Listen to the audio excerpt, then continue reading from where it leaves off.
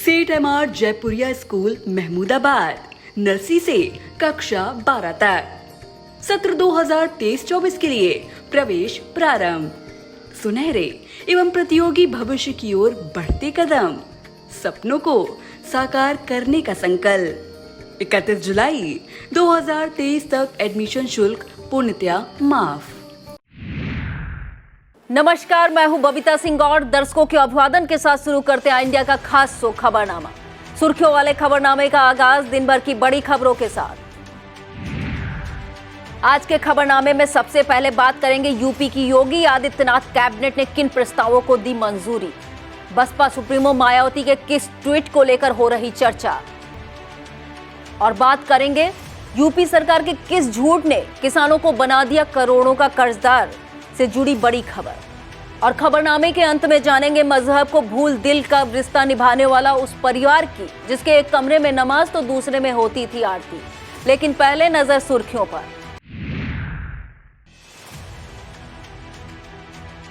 CM Yogi Adityanath ने India को लेकर क्या कही बात। सीएम योगी आदित्यनाथ के बयान पर सपा प्रमुख अखिलेश यादव ने किया पलटवार। यूपी रोडवेज की बसें होंगी हाईटेक तो क्या मिलेगी जानकारी। सपा प्रमुख अखिलेश यादव ने अपने प्रवक्ताओं को दी क्या नसीहत। अखिलेश यादव के पीडीए की काट के लिए भाजपा ने की क्या तैयारी। सीतापुर में नवागत एसपी चक्रेश मिश्रा ने संभाला कार्यभार। सीतापुर से भाजपा के पूर्व सांसद जनार्दन मिश्र का निधन, अंतिम विदाई देने उमड़ा जनसैलाब। मंत्री विधायक से लेकर दूसरे दलों के नेता भी पहुंचे। लखीमपुर में एनडीआरएफ ने बाढ़ कटान प्रभावित क्षेत्रों का किया भ्रमण। आज के खबरनामे की शुरुआत करते हैं यूपी कैबिनेट की बैठक में पास हुए 32 प्रस्तावों से। यह बैठक मुख्यमंत्री योगी आदित्यनाथ की अध्यक्षता में हुई। इसमें यूपी शिक्षा चयन आयोग विधेयक 2023 के संबंध में प्रस्ताव पास किए गए। पर्यटन विभाग के बंद और घाटे में चल रहे अक्रियशील पर्यटक आवास गृहों को पीपीपी मोड पे विकसित और संचालित करने, प्रदेश की प्राचीन धरोहरों को पीपीपी मॉडल पर हेरिटेज पर्यटन इकाइयों के रूप में विकसित किए जाने के भी प्रस्ताव पास किए गए। इसके अलावा यूपी जल आधारित पर्यटन और सहायक क्रीड़ा नीति 2023 लखीमपुर खीरी जिला के अंतर्गत सदर तहसील क्षेत्र विकास के लिए पर्यटन विभाग के नाम भूमि दर्ज कराए जाने, अयोध्या शहर को सोलर सिटी के रूप में विकसित करने के लिए 40 मेगावाट क्षमता की सोलर विद्युत उत्पादन योजना स्थापित करने के लिए जिले में भूमि की उपलब्धता संबंधी प्रस्ताव भी पास किए गए। इसके अलावा यूपी सौर ऊर्जा नीति 2022 और यूपी जैव ऊर्जा नीति 2022 संबंधी परियोजनाओं की स्थापना के लिए निवेशकों को भूमि उपलब्ध कराए जाने, वाहनों की तकनीक स्वास्थ्यता हेतु स्वचालित परीक्षण स्टेशन की स्थापना, लखनऊ के Kalyan Singh super speciality cancer institute में पीपीपी के तहत centre for advanced molecular diagnostics and research for cancer शुरू किए जाने संबंधी प्रस्ताव भी पास किए गए। इसके अलावा टेक्सटाइल पार्क की स्थापना और भूमि स्थानांतरण, यूपी फार्मास्यूटिकल और चिकित्सा उपकरण उद्योग में 2023 कुशीनगर में महात्मा बुद्ध कृषि एवं प्रौद्योगिकी विद्यालय की स्थापना के लिए संबंधी अधिनियम 1958 में संशोधन और बस्ती, गोंडा, मिर्जापुर, प्रतापगढ़ में निर्माणाधीन इंजीनियरिंग कॉलेजों को डॉक्टर एपीजे अब्दुल कलाम प्राविधिक विश्वविद्यालय लखनऊ का संयुक्त संस्थान बनाए जाने के संबंध में भी प्रस्ताव पास किए गए। यूपी के सीएम योगी आदित्यनाथ ने विपक्षी दलों के गठबंधन इंडिया को लेकर बड़ी बात कही है। सीएम ने कहा, चोला बदलने से पुराने कर्मों से मुक्ति नहीं मिलेगी, देश की जनता सब जानती है। सीएम ने यह भी कहा कि इस गठबंधन को इंडिया नहीं बोलना चाहिए, यह ... गठबंधन है। उन्होंने कहा, जनता इनके पुराने कारनामे देख रही, वो चाहे कांग्रेस का हो, सपा का हो या फिर आम आदमी पार्टी का हो। इन सभी ने क्या गदर मचा रखा है। इन सब की स्थिति एक जैसी है या लोग चोला बदलकर देश की जनता को भ्रमित करना चाहते हैं। लेकिन देश की जनता इन सभी विषयों पर बहुत परिपक्व है। अब बात बसपा सुप्रीमो मायावती के उस ट्वीट की जिसे लेकर सियासी गलियारों में चर्चा छिड़ गई है कि मायावती के ज्ञानवापी मामले पर प्रतिक्रिया सीएम योगी आदित्यनाथ के बयान का समर्थन है या विरोध। बता दें, सीएम योगी ने अपने बयान में कहा था कि ज्ञानवापी को मस्जिद कहा जाएगा तो फिर विवाद होगा। उन्होंने यह भी कहा था कि वहां पर त्रिशूल क्या कर रहा है, दीवारें चीख चीख कर गवाही दे रही। वहीं सपा नेता स्वामी प्रसाद मौर्य ने बद्रीनाथ धाम को बौद्ध मठ बताया था। अब मायावती ने ट्वीट करके इस मुद्दे पर हो रही बयानबाजी को राजनीति से प्रेरित बताया है। मायावती ने इस मुद्दे पर भाजपा और सपा दोनों तरफ से हो रही बयानबाजी को लेकर दोनों दलों पर निशाना साधा है। उन्होंने कहा कि इस मामले पर जिस तरह के बयान दिए जा रहे हैं, कोई सोची समझी साजिश हो सकती है। यह मामला अभी अदालत में विचाराधीन है, इसलिए इस पर बिना वजह टीका टिप्पणी नहीं होनी चाहिए और कोर्ट के फैसले का इंतजार करना चाहिए। सीएम योगी आदित्यनाथ के इस बयान पर सपा प्रमुख अखिलेश यादव ने भी पलटवार किया है। दरअसल सीएम ने ज्ञानवापी को लेकर दिए गए अपने बयान में कहा था कि यह देश संविधान से चलेगा, मत और मजहब से नहीं। मैं ईश्वर का भक्त हूं, लेकिन किसी पाखंड में विश्वास नहीं करता हूं। आपका मत, आपका मजहब अपने तरीके से अपने घर में होगा, अपनी इबादत गाह में होगा, या सड़क पर प्रदर्शन करने के लिए नहीं है। अखिलेश यादव ने ट्वीट करते हुए कहा कि धर्म धमकी नहीं होता, यह तो इंसान को मानवीय व्यवहार और आपसी सहनशीलता सिखाने का रास्ता है। यह इंसान के कपड़ों से नहीं बल्कि उनके विचारों से दिखता है। धर्म लिबास से नहीं, विचार आचार से प्रकट होना चाहिए। अगर आप किसी बैंक के खाता धारक हैं तो यह खबर आपके लिए बेहद महत्वपूर्ण है। इस अगस्त के महीने में बैंक 14 दिन बंद रहेंगे। इन छुट्टियों की शुरुआत 6 अगस्त को रविवार की साप्ताहिक छुट्टी से हो रही है। 12 अगस्त को दूसरा शनिवार, 13 अगस्त को रविवार पड़ेगा। दोनों दिन बैंक बंद रहेंगे। 15 अगस्त को स्वतंत्रता दिवस होने के कारण बैंक बंदी रहेगी। 20 अगस्त को रविवार का साप्ताहिक अवकाश, 26 अगस्त को चौथा शनिवार और 27 अगस्त को रविवार के चलते बैंक बंद रहेंगे। इसके बाद 30 अगस्त को रक्षाबंधन के मौके पर भी बैंकों में बंदी रहेगी। अब बात सबसे महंगी धातु सोने की। सोना हिंदुस्तानियों, खासतौर पर महिलाओं को आदिकाल से ही भाता रहा है। तमाम पुरुष भी सोने का आभूषण धारण करने में गोल्डन मैन का खिताब हासिल किए नजर आते हैं। सोना महंगा है, सोने की खरीद फरोख्त में मुनाफा भी अच्छा है, तो तस्करी का खेल भी लंबे समय से चलता आया। लेकिन क्या आपको पता है कि उत्तर प्रदेश सोना तस्करी का गढ़ बना हुआ है? यह खुलासा जांच एजेंसियों की पड़ताल में हुआ है। बताते हैं, इसे लेकर प्रदेश के 76 सर्राफा कारोबारी एजेंसियों के रडार पर हैं। जांच एजेंसियों के मुताबिक पहले सबसे ज्यादा तो तस्करी का सोना नेपाल के जरिए भारत आता था। अब इसका बड़ा हिस्सा चीन से होकर म्यांमार में लाए जाने के बाद भारत म्यांमार सीमा पर लाया जाता है। सोना तस्करी का सबसे बदनाम लेकिन सबसे सुरक्षित रूट कोलकाता से मिर्जापुर होते हुए मुगल सराय बन गया है। एक तरफ सरकार जीएसटी की चोरी पर शिकंजा कस रही है, तो दूसरी तरफ सोने की तस्करी का नेटवर्क मजबूत होता जा रहा है। म्यांमार की सीमा पर पहुंचा सोना मणिपुर, मिजोरम और नागालैंड होते हुए भारत पहुंचने के बाद सड़क मार्ग से यूपी पहुंच रहा है। वहीं सोना तस्करी का दूसरा जरिया दुबई है, जहां से मुंबई व गुजरात के रास्ते यूपी पहुंचाया जाता है। तीसरा जरिया बांग्लादेश है, वहां से कोलकाता के रास्ते सोना तस्करी का खेल चलता है। जांच एजेंसियों के मुताबिक बांग्लादेश के रूट में ट्रेन व सड़क दोनों की सुविधा होने के कारण तस्करी से सबसे ज्यादा सुरक्षित मानते हैं। अभी पिछले दिनों राजस्व खुफिया महानिदेशालय ने एक कैरियर को इंदौर से पकड़ा था, जिसके बाद उसने तस्करी के सोने की सप्लाई लखनऊ, कानपुर और गाजियाबाद में करने की बात कबूल की थी। अभी हाल ही में लगातार कानपुर में लगातार हुई 2 बार छापेमारी से इस सिलसिले में बताई जाती है। जांच एजेंसियां इस मामले में बड़े स्तर पर कार्रवाई की तैयारी में हैं। अब यूपी रोडवेज की बसों के बारे में रेलों की तर्ज पर जानकारी मिला करेगी। इसके लिए यूपी रोडवेज को 6000 बसें हाईटेक की जाएंगी। निर्भया योजना के तहत रोडवेज की बसों में वाहन लोकेशन ट्रैकिंग डिवाइस और पैनिक बटन लगाए जाएंगे, जिसकी जिम्मेदारी जापान की कंपनी एनईसी को सौंपी गई है। यह काम 4 महीने में पूरा करने का लक्ष्य रखा गया है। यह कंपनी रेलवे के national and train enquiry system NTS app की तर्ज पर एक ऐप बनाई जाएगी, जिसे मोबाइल में डाउनलोड कर यात्री बसों की लोकेशन जान सकेंगे। इसके लिए परिवहन मुख्यालय पर कमांड सेंटर बनाकर बसों पर नजर रखी जा सकेगी। यूपी के परिवहन मंत्री दयाशंकर सिंह ने बताया कि यह व्यवस्था होने से अन्य सुविधाओं के साथ हादसों पर भी लगाम लगाने में मदद मिलेगी। इस योजना के तहत रोडवेज के 100 प्रमुख स्टेशनों पर LED डिस्प्ले पैनल और अनाउंसमेंट सिस्टम लगाए जाएंगे। इसके जरिए यात्री बसों की जानकारी हासिल कर सकेंगे। अब बात सपा नेता और पार्टी के राष्ट्रीय महासचिव शिवपाल सिंह यादव द्वारा भाजपा की केंद्र और राज्य सरकार पर किए गए बड़े हमले की। शिवपाल यादव ने कहा है कि भाजपा की दोनों सरकारें हर मोर्चे पर विफल साबित हुई हैं। खाते में 15 लाख आने का वादा किया, जो अब तक नहीं आए। 2 करोड़ युवाओं को रोजगार देने का वादा किया, वो अभी तक नहीं मिला। बिजली व्यवस्था पूरी तरह चरमरा गई। बटन दबाते ही बिजली गुल हो जाती है। पूरा देश महंगाई और भ्रष्टाचार से जूझ रहा है। शिवपाल सिंह यादव ने कहा कि प्रदेश में नेताजी स्वर्गीय मुलायम सिंह यादव और अखिलेश यादव ने इतने काम किए हैं कि अगर गिनाने बैठे तो कई घंटे लगेंगे। उन्होंने ज्ञानवापी के मामले पर कहा कि मामला अदालत में है, वहां से जो फैसला आता है उसे सभी को मानना चाहिए। यह सब चुनाव के दौरान भाजपा के लोग तुष्टीकरण की राजनीति करते हैं। अब बात संविदा कर्मियों के लिए खुशखबरी की। स्वास्थ्य विभाग में कार्यरत संविदा कर्मियों के सेवा विस्तार का डिप्टी सीएम ब्रजेश पाठक ने भी आदेश जारी कर दिया है।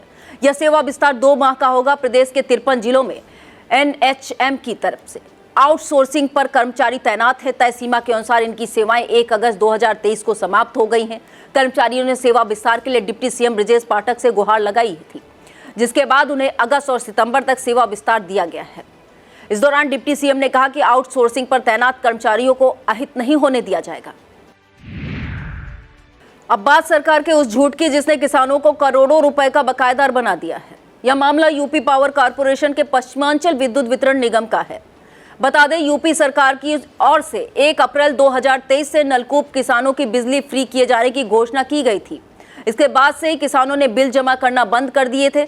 तब से अब तक बिजली बिलों का बकाया राशि लगातार बढ़ती जा रही, लेकिन सरकार की ओर से इस संबंध में कोई आदेश विद्युत विभाग को नहीं दिया गया है।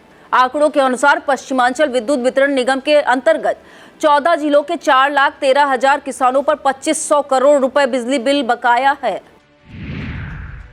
अब बात लोकसभा चुनाव को लेकर सियासी दलों के बीच चल रहे शह और मात के खेल की। बीजेपी अखिलेश यादव के पीडीए की कार्ड तैयार कर रही है। अगर भाजपा का यह प्लान सफल होता है तो इससे सपा को बड़ा नुकसान होने की बात कही जा रही है। बता दें, सपा प्रमुख अखिलेश यादव ने पीडीए यानी पिछड़ा, दलित और अल्पसंख्यक का नारा देकर नया और बड़ा दांव खेला है। बीजेपी केंद्र की सत्ता में हैट्रिक लगाना चाहती है, इसलिए उसका लक्ष्य यूपी की सभी 80 सीटों पर कमल खिलाने का है। यूपी में दलित और पिछड़े वर्ग की आबादी लगभग 60 से 65% है। इनमें अकेले एससी और एसटी वर्ग की आबादी करीब 21% है। बीजेपी की नज़र पिछड़ों पर है, जिनकी आबादी 40 से 45% मानी जाती है। बीजेपी नई नीति के तहत 20,000 स्वयंसेवक तैयार कर रही है, जो ओबीसी समाज में पहुंचकर भाजपा के पक्ष में माहौल तैयार करेंगे।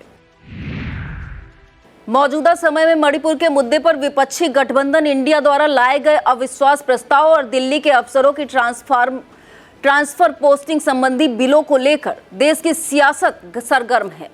इंडिया में शामिल दल जानते हैं कि लोकसभा में उनके पास इतना संख्या बल नहीं है जो उन्हें इन मुद्दों पर जीत दिला सके। लिहाजा इंडिया को फोकस उच्च सदन यानी राज्यसभा पर है, जहां कमोवेश इंडिया और सत्तारूढ़ भाजपा के एनडीए की संख्या लगभग बराबर है। एनडीए के पास राज्यसभा में 101 सांसद है, जबकि इंडिया को 100 सांसदों का समर्थन हासिल है। ऐसे में राज्यसभा ही है जिसे लेकर विपक्षी दल अपनी हसरत का ताना बाना बुन सकते हैं। लेकिन उड़ीसा सीएम नवीन पटनायक की बीजू जनता दल फिलहाल इंडिया की हसरतों पर विराम लगाती नजर आ रही है। गणित के हिसाब से कुछ दल ऐसे हैं जिन्होंने अभी तक अपना रुख साफ नहीं किया है। पूर्व सीएम मायावती, बसपा पूर्व पीएम एसडी देवगौड़ा की जेडीएस और पूर्व केंद्रीय मंत्री चंद्रबाबू नायडू की टीडीपी का एक सांसद या किधर जाएंगे अभी साफ नहीं है। तेलंगाना के सीएम चंद्रशेखर राव की बीआरएस के 7 सांसद हैं। अभी हाल ही में चंद्रशेखर राव और दिल्ली सीएम अरविंद केजरीवाल में मुलाकात हो चुकी है, इसलिए वह क्या करेंगे साफ नहीं है। इस बीच उड़ीसा के मुख्यमंत्री नवीन पटनायक की बीजू जनता दल ने भाजपा के लिए बड़ी राहत देने का काम किया है। बीजेडी के राज्यसभा में 9 सांसद हैं। बीजेडी के राज्यसभा सांसद ससम्मित पात्रा ने कहा है उनकी पार्टी विधेयक के समर्थन में और इंडिया के अविश्वास प्रस्ताव का विरोध करेगी। इसके लिए बीजेडी के सभी सांसदों के लिए विश्व हिंदू परिषद जारी कर संसद में मौजूद रहने को कहा गया है। अब बात सपा मुखिया अखिलेश यादव द्वारा अपने फायर ब्रांड प्रवक्ताओं को दी गई नसीहत पर करते हैं। हालांकि राजनीति के जानकार यह नसीहत देर से आने की बात कह रहे हैं। पार्टी के प्रदेश कार्यालय में अखिलेश यादव ने पार्टी प्रवक्ताओं की बैठक ली। इस दौरान उन्होंने कहा कि सभी प्रवक्ता भाजपा के हिंदू मुस्लिम एजेंडे से सतर्क रहें और किसी भी डिबेट में प्रतिक्रिया संभल कर दें। अखिलेश यादव ने कहा कि हिंदू मुस्लिम एजेंडे के बजाय राज्य और केंद्र सरकार के विरुद्ध महंगाई और बेरोजगारी पर जमकर विचार रखें। इस बैठक में यूसीसी और ज्ञानवापी समेत कई चर्चित मुद्दों पर पार्टी का स्टैंड तय किया गया। बता दें कि सपा के कुछ फायर ब्रांड प्रवक्ता जैसे स्वामी प्रसाद मौर्य, मुरादाबाद सांसद एसटी हसन और अमरोहा से सांसद सफीकुर रहमान बर्क आए दिन हिंदू मुस्लिम मंदिर मस्जिद और बौद्ध मठ जैसे बयान देते रहते हैं। इन बयानों को लेकर खुद सपा में सुगबुगाहट चल रही थी। कि भाजपा की ओर से इन मुद्दों पर दिए जाने वाले बयानों पर पलटवार करना भाजपा की बिछाई बिसात पर खेलने जैसा है। चर्चा यह भी है कि सीएम योगी आदित्यनाथ द्वारा ज्ञानवापी पर दिए गए बयान के बाद सपा की ओर से जो बयानबाजी हुई, उसने अखिलेश यादव को यह बैठक करने और नसीहत देने के लिए विवश कर दिया है। अब खबरें जनपद सीतापुर से। मंगलवार को सीतापुर के नवागत पुलिस अधीक्षक चक्रेश मिश्रा ने अपना पदभार ग्रहण कर लिया। सुबह सबसे पहले एसपी तीर्थनगरी नैमिषारण्य पहुंचे और मां ललिता देवी का विधिवत पूजन अर्चन किया। इसके बाद कार्यालय पहुंचकर अपना कार्यभार संभाल लिया। कार्यालय में शिष्टाचार परिचय के बाद एसपी चक्रेश मिश्रा ने पुलिस लाइन का निरीक्षण किया। इसके बाद उन्होंने पुलिस लाइन सभागार प्रेस वार्ता आयोजित कर अपनी प्राथमिकताओं के बारे में बताया। नवागत एसपी चक्रेश मिश्रा ने कानून का राज्य स्थापित करने के लिए अपनी क्या क्या प्राथमिकताएं बताई, इस बारे में editor in chief doctor Pankaj Singh Gaur ने उनसे इस पर खास बातचीत की। इसे आप हमारे यूट्यूब चैनल आई इंडिया पर जाकर देख सकते हैं। अपनी सादगी और विनम्रता के लिए समाज के हर वर्ग ही नहीं, सभी राजनीतिक दलों में सम्मान की नजर से देखे जाने वाले भाजपा के पूर्व सांसद जनार्दन मिश्रा पंचतत्व में विलीन हो गए। सीतापुर के मोहल्ला विजय लक्ष्मी नगर स्थित आवास पर उनका सुबह 4 बजे निधन हो गया था। दोपहर में जनार्दन मिश्रा का शव उनके पैतृक निवास हरगांव के जोशी टोला पहुंचा तो अंतिम दर्शन के लिए जनसमूह उमड़ पड़ा। मुखाग्नि उनके बेटे राजीव रंजन मिश्रा ने दी। अंतिम यात्रा में शामिल होने के लिए प्रदेश भाजपा अध्यक्ष भूपेन्द्र चौधरी, प्रदेश महामंत्री गोविंद नारायण शुक्ला, कैबिनेट मंत्री जितिन प्रसाद, कारागार राज्य मंत्री सुरेश राही, नगर विकास राज्य मंत्री राकेश राठौर गुरु, एमएलसी पवन सिंह चौहान, भाजपा जिला अध्यक्ष अचिन मेहरोत्रा, लखीमपुर जिला अध्यक्ष सुनील सिंह, पूर्व जिला अध्यक्ष शरद वाजपेयी, युवा भाजपा अध्यक्ष सचिन मिश्रा, सेवता विधायक ज्ञान तिवारी, सपा एमएलसी जासमीर अंसारी, विधायक मिश्रिक रामकृष्ण भार्गव, मनीष रावत, निर्मल वर्मा, साकेंद्र प्रताप वर्मा, राजा दिनकर प्रताप सिंह, जिला महामंत्री विश्राम सागर राठौर, पूर्व विधायक महेंद्र यादव, एसडीएम ज्ञानेंद्र द्विवेदी, पूर्व जिला अध्यक्ष भाजपा शिव कुमार सिंह, डीसीडीएफ अध्यक्ष रोहित सिंह, पूर्व एमएलसी भारत त्रिपाठी, अजीत मेहरोत्रा, चंद्र कुमार मिश्रा, बाबू कमलेश वर्मा, नीरज वर्मा झल्लर, मुनींद्र अवस्थी, मनोज मिश्रा महोली, अमरेंद्र सिंह, पूर्व प्रमुख एलिया, राजकुमार शुक्ला, राजेश्वर रस्तोगी, उमाकांत मिश्रा, व्यापार मंडल अध्यक्ष राकेश सेठ, नगर पंचायत अध्यक्ष गफ्फार खान, विश्राम सागर राठौर, अरुणेश त्रिपाठी, अमरजीत सिंह, मोनू सिंह सहित जिला पंचायत सदस्य संघ के पदाधिकारी, हरगांव इलाके के ग्राम प्रधान व बीडीसी सदस्य सहित तमाम लोग मौजूद रहे। वक्त हो चला है एक छोटे से ब्रेक का, आप देखते रहिए खबरनामा। बीएस एजुकेशनल महाविद्यालय लखनऊ विश्वविद्यालय से संबद्ध छात्र छात्राओं के लिए उत्कृष्ट शिक्षण संस्थान बीए, एमए, बीकॉम, एमबीए व अन्य कोर्सेज के लिए आज ही संपर्क करें। खैराबाद, बिस्वा रोड, पकरिया, सीतापुर। सत्र 2023-24 के लिए प्रवेश प्रारंभ। सीतापुर के सिधौली क्षेत्र के अंतर्गत रसूल पनाह मनवा में सुमन मिश्रा सेवा संस्थान और भारत सरकार के सांस्कृतिक मंत्रालय द्वारा कार्यक्रम आयोजित किया गया। भोजपुरी महोत्सव और कार्यशाला के बैनर तले आयोजित इस कार्यक्रम में मुख्य अतिथि के रूप में स्वामी प्रकाशानंद सरस्वती और विशिष्ट अतिथि के रूप में भाजपा मंडल अध्यक्ष राकेश पांडे और लखनऊ उत्तर मंडल अध्यक्ष लौकुश त्रिवेदी मौजूद रहे। इस कार्यक्रम में मशहूर भोजपुरी गायक संतोष राय की टीम द्वारा एक से एक बढ़कर भोजपुरी गीत और नृत्य प्रस्तुत किए गए। इस दौरान मंच संचालन संस्थान अध्यक्ष अनुज अवस्थी ने किया और संस्था प्रबंधक श्याम कुमार ने सभी अतिथियों और दर्शकों का आभार प्रकट किया। इस अवसर पर विमल शुक्ला, देवेश शुक्ला, राहुल अवस्थी, राकेश सिंह, ज्ञानेश पाल और उपेंद्र मिश्रा आदि मौजूद रहे। सावन के महीने में भगवान भोले के भक्तों ने सीतापुर की पहली डाक कांवड़ यात्रा आयोजित कर भगवान भोले का जलाभिषेक किया। सावन के चौथे सोमवार को नैमिषारण्य स्थित देव देवेश्वर धाम से इन उत्साही श्रद्धालुओं ने जल भरकर सीतापुर स्थित श्यामनाथ मंदिर में जलाभिषेक किया। इस दौरान 50 किलोमीटर की दूरी महज 2 घंटे 10 मिनट में पूरी की गई। सीतापुर की इस पहली डाक कांवड़ यात्रा को लेकर स्थानीय लोगों में काफी उत्साह और भक्तिभाव नजर आया। इस कांवड़ यात्रा में श्यामजी गुप्ता, सुभाष वर्मा, विकास वर्मा, विभू शुक्ला, निशांत शुक्ला, शिवा वर्मा, बादल पाल, विकास वर्मा और प्रणवेश पांडे सहित तमाम भक्त मौजूद रहे। महमूदाबाद के सीता ग्रुप ऑफ एजुकेशन में 3500 विद्यार्थियों ने अखिल भारतीय विद्यार्थी परिषद की सदस्यता ग्रहण की। इस अवसर पर कार्यक्रम आयोजित किया गया, जिसके मुख्य अतिथि पूर्व यूपी के क्षेत्रीय संगठन मंत्री घनश्याम शाही ने कार्यक्रम को संबोधित किया। इस दौरान chairman Ramesh Bajpai, deputy manager Vagish Dinkar, Ajay Pratap Shukla, Aman Awasthi, Sachin Verma, Prashant Shukla और उत्कर्ष अवस्थी आदि मौजूद रहे। कार्यक्रम का संचालन जिला संगठन मंत्री कुलदीप गुप्ता ने किया। अखिल भारतीय उद्योग व्यापार मंडल सीतापुर द्वारा ब्रजकिशोर मिंटो देवी सभागार में व्यापारी सुरक्षा पंजीकरण शिविर आयोजित किया गया। इसका उद्घाटन सीतापुर पालिका अध्यक्षा नेहा अवस्थी और सहायक प्रबंधक आयुक्त विमल कुमार सिंह ने किया। इस दौरान लगभग 250 छोटे और मझोले व्यापारियों का उद्योग विभाग द्वारा पंजीकरण किया गया।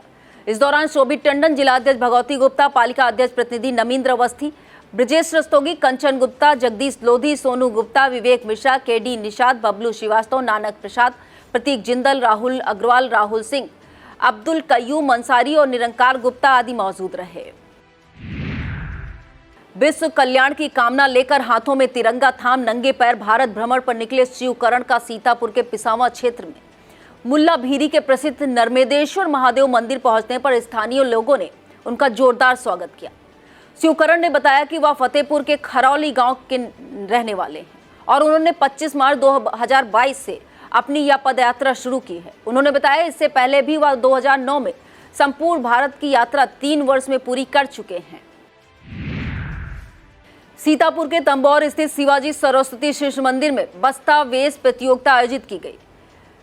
विद्यालय प्रबंधक सुयश श्रीवास्तव और प्रधानाचार्य धीरज मिश्रा ने अनुशासन और स्वच्छता के महत्व पर बात की। इस दौरान वेश में अनिका, शगुन और वंश क्रमशः पहले, दूसरे, तीसरे स्थान पर रहे। वहीं बस्ता प्रतियोगिता में प्रिया, अंशिका और वंश क्रमशः पहले, दूसरे, तीसरे स्थान पर रहे। इस दौरान भाजपा मंडल अध्यक्ष सलील श्रीवास्तव और पत्रकार जियाउल हक सहित कई लोग मौजूद रहे।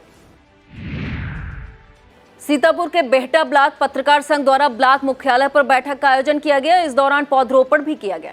बैठक में inspector Suresh Kumar Patel, BEO Yashwant Singh, CSC अधीक्षक डॉक्टर अनंत मिश्रा, डिप्टी रेंजर सुनील कुमार, अरविंद सिंह, सलील श्रीवास्तव, जियाउल हक, हरिओम शुक्ला, राजेंद्र मिश्रा, शुभकरण, दीपक, राजू आदि मौजूद रहे। सीतापुर स्थित आरएमपी महाविद्यालय के प्राचार्य प्रोफेसर रजनीकांत श्रीवास्तव ने बताया कि नया प्रवेश लाने वाले छात्र छात्राओं के लिए अभिमुखीकरण कार्यक्रम आयोजित किया जाएगा। यह कार्यक्रम 3 और 4 अगस्त को प्रातः 10:30 बजे से आयोजित होगा। आयोजन समिति अध्यक्ष डॉक्टर जयवीर सिंह ने बताया इस कार्यक्रम के लिए सभी तैयारियां पूरी कर ली गई हैं।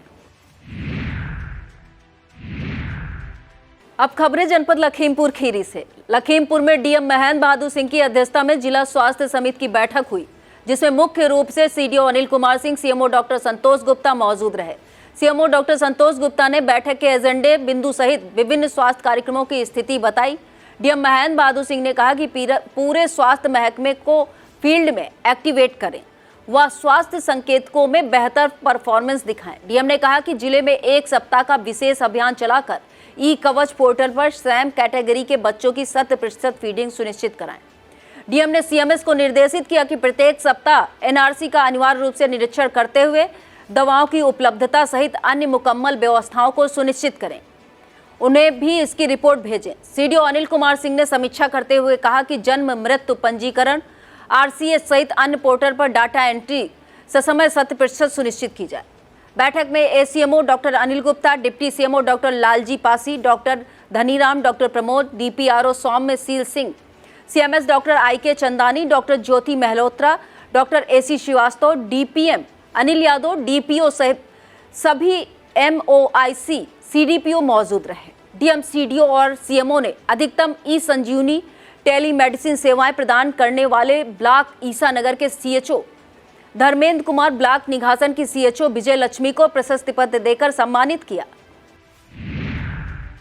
मंगलवार को एनडीआरएफ की Lucknow team deputy commandant Anil Kumar Pal के नेतृत्व में लखीमपुर पहुंचे। यहां पर उन्होंने DM Mahendra Bahadur Singh, ADM Sanjay Kumar Singh, SDM Shraddha Singh से भेंट की। इसके बाद टीम ने तहसीलदार सुशील प्रताप सिंह के साथ फूलबेहड़ ब्लॉक में शारदा नदी के कटान क्षेत्र के दौरा कर स्थिति का जायजा लिया। क्षेत्रीय प्रतिक्रिया केंद्र लखनऊ से 11 एनडीआरएफ के डिप्टी कमांडेंट अनिल कुमार पाल जनपद खीरी पहुंचे, जहां उन्होंने डीएम महेंद्र बहादुर सिंह, एडीएम संजय कुमार सिंह व एसडीएम सदर श्रद्धा सिंह से भेंट की।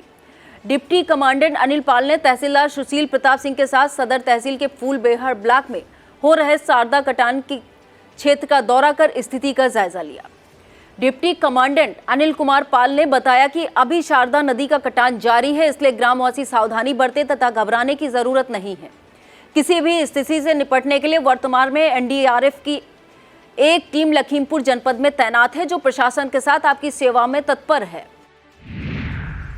लखीमपुर के राजकीय कन्या इंटर कॉलेज में महिला कल्याण विभाग द्वारा स्वावलंबन कैंप आयोजित किया गया। इसका शुभारंभ प्रधानाचार्य डॉक्टर शालिनी दुबे ने किया। महिला शक्ति केंद्र के जिला समन्वयक निक्की गुप्ता और डीपीओ संजय कुमार निगम ने महिला और छात्राओं को उनके अधिकारों सहित शासन की विभिन्न योजनाओं के बारे में बताया। प्रधानाचार्य डॉक्टर शालिनी दुबे ने कार्यक्रम की आवश्यकता एवं प्रासंगिकता पर विचार व्यक्त किए। लखीमपुर में आयोजित होने वाले 19 अगस्त को कृत्रिम अंग एवं सहायक उपकरण वितरण कार्यक्रम की तैयारियों को लेकर सीडीओ अनिल कुमार सिंह ने बैठक ली। बैठक का संचालन जिला दिव्यांगजन सशक्तिकरण अधिकारी अभय कुमार सागर ने किया। संसदीय क्षेत्र लखीमपुर के दिव्यांगजन को केंद्रीय गृह राज्य मंत्री अजय मिश्र टेनी कृत्रिम अंग एवं सहायक उपकरणों का वितरण करेंगे। सीडीओ ने कार्यक्रम की तैयारियों पर विस्तृत एवं बिंदुवार समीक्षा की। उन्होंने मंत्रालय के निर्देशों अनुसार एल्मिको से पारदर्शिता के लिए लाभार्थियों को उपकरण देते समय पर्ची व उपकरण पर चस्पा एफआर कोड की मैपिंग व लाभार्थियों को उनके संबंधित स्थानों से लाने व ले जाने के लिए परिवहन की व्यवस्था, स्थानवार मार्ग प्रभारी का नामांकन सहित अन्य व्यवस्थाओं को सुनिश्चित करने जैसे आयोजन से जुड़े महत्वपूर्ण बिंदुओं पर विस्तृत चर्चा की एवं संबंधित को उत्तरदायित्व सौंपे। बैठक में सांसद प्रतिनिधि Arvind Singh, Sanjay, Ambrish Singh, DSW Sudhanshu Shekhar, CO Subodh Jaiswal, deputy CMO doctor Dhani Ram, जिला पिछड़ा वर्ग कल्याण अधिकारी अभय कुमार सागर, एल्मिको कानपुर के मार्केटिंग मैनेजर तरुण कुमार, कनिक्स प्रबंधक सुरेंद्र सिंह, एडीपी अमरनाथ, संभागीय निरीक्षक पंकज, ईओ नगर पालिका संजय कुमार मौजूद रहे। आज के खबरनामे के अंत में बात करेंगे मजहब भूल दिल का रिश्ता निभाने वाले एक ऐसे परिवार की, जहां एक कमरे में नमाज तो दूसरे कमरे में आरती गूंजती रहती है। यह कहानी निसंताज मुर्तजा हुसैन से शुरू होती है। बाराबंकी निवासी मुर्तजा हुसैन कपड़े की छपाई का काम करते थे। करीब 50 साल पहले वह गांधी आश्रम के कपड़े छापने का ठेका मिला था। इसी दौरान अपने घर के अकेले शंकर लाल कश्यप से उनकी मुलाकात हो गई। निसंतान मुर्तजा हुसैन ने शंकर लाल कश्यप के सगे बेटे जैसा प्यार दिया। उसके बाद फिर रहना, खाना, पीना सब एक साथ हो गया। कुछ समय तक तो सब ठीक चलता रहा। फिर आर्थिक परेशानी के कारण मुर्तजा अपनी बीवी सायरा बानो को लेकर मोहल्ला मनिहारी स्थित अपनी ससुराल चले आए। 3 साल पहले जब मुर्तजा हुसैन का इंतकाल हुआ तो शंकर लाल ने उन्हें सुपुर्दे खाक किया। इसके बाद शंकर लाल अपनी चाची सायरा बानो को अपने घर ले आए। करीब 25 साल पहले शंकर लाल भी दुनिया छोड़ के चले गए, लेकिन दोनों परिवारों के दिली रिश्ते मजबूत बने रहे। शंकर के बेटे अनिल, मनोज, सुनील, निरोज तथा बेटियां अनीता, ममता और पद्मश्री ने सायरा बानो को सिर आंखों पर बैठा कर रखा है। अब जब सायरा बानो का इंतकाल हुआ तो उनके जनाजे को लेकर शंकर के चारों बेटियों ने कंधा देकर कब्रिस्तान पहुंचाया, जहां उन्हें सुपुर्दे खाक किया गया। मोहल्ले के लोग भी इस रिश्ते को काफी तवज्जो देते थे। सायरा बानो को उनके रिश्तेदारों ने कई बार अपने पास बुलाने का प्रयास किया, लेकिन वह यह कहते हुए कहीं नहीं थकती थी कि अब उनके यही बेटे और बहुएं हैं, इन्हीं के साथ आखिरी सांस तक रहना है। इन खबरों के अलावा अब तो साहब ने भी माना नहीं, उठते सीयूजी फोन। सख्त हुए साहब ने क्या दिए निर्देश। रात में सोए चैन से, सुबह उठे तो क्या देखा जो हो गए बेचैन। भागते दौड़ते आए नजर। नवागत पुलिस अधीक्षक चक्रेश मिश्र की आमजन, पुलिसकर्मियों और अपराधियों के लिए यह रहेंगी प्राथमिकताएं। आई फ्लू को लेकर क्या करें क्या ना करें, सीतापुर आंख अस्पताल के डॉक्टरों की जाने राय। फिर फजीहत ना करा दे पुलिस की मुठभेड़ वाली कहानी। खुलासे के बाद परिजन और पुलिस आमने सामने। सपा मुखिया अखिलेश यादव को प्रवक्ताओं को क्यों देनी पड़ी नसीहत। भाजपा की किस बिसात से दूर रहने की हिदायत। शीर्षकों से प्रसारित खबरें अपने आई इंडिया यूट्यूब चैनल पर जाकर जरूर देखें। यह था आज का खबरनामा। आप देखते रहिए आई इंडिया। मुझे दीजिए इजाजत। नमस्कार। JS Singh institute of pharmacy, Parasrai, Dhondhi, Laharpur road, Sitapur. सत्र 2023-24 के लिए प्रवेश प्रारंभ। D Farm, B Farm, PG Diploma in Journalism and Mass Communication, PG Diploma in Computer Application।